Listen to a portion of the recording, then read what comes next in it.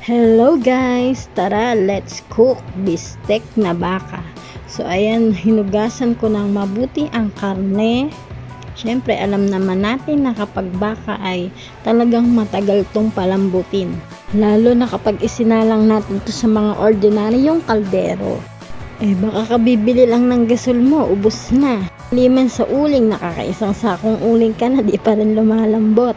So ayan nga, tinimplahan natin siya ng toyo, paminta, mga 1,000 pamintang pino. Siyempre, magic sarap.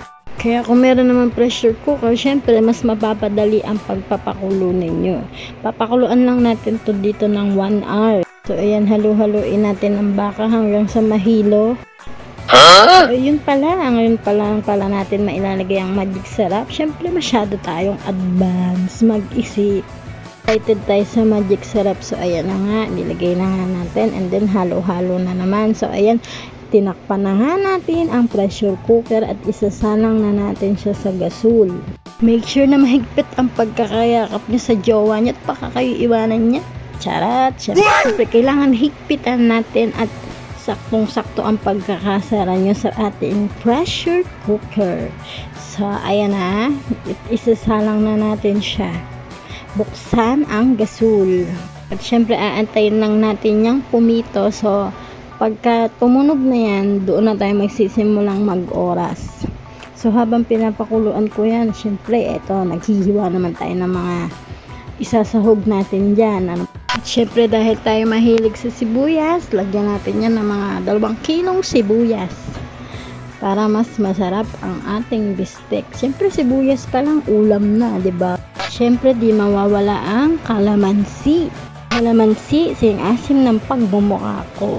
Syempre, hiwa-hiwain lang natin yan. At dahil nga wala na akong masabi sa aking voice over, bahala na kung matawa kayo o hindi, basta masarap ang luto ko.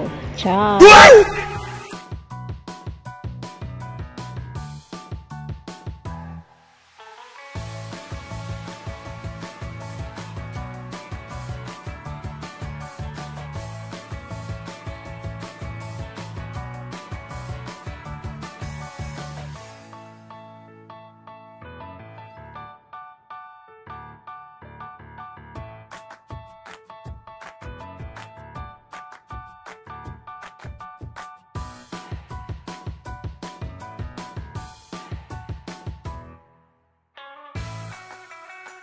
At ayun na nga, syempre natapos din tayong maghiwa after 10 years.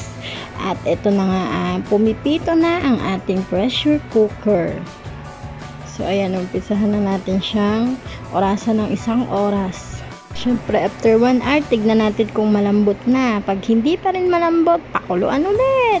Ayan na nga na, hinango na natin siya. Siyempre, tandaan nyo, pag gumamit kayo ng pressure cooker, wag nyong bubuksan kung ayaw nyong masabugan. So, ayan, itapat muna natin siya sa running water at tanggalin natin ang kanyang pressure bago natin siya i-open para matignan natin kung malambot na nga ang baka.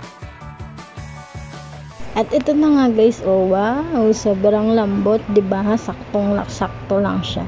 At syempre, ipa-fried natin siya ng bahagya. At titimplahan na ulit natin siya ng mga pampalasa. At ilalagay na natin ang 2 kilong sibuyas. O, yan na lang ang ulam natin, sibuyas. Jaran, kain na guys!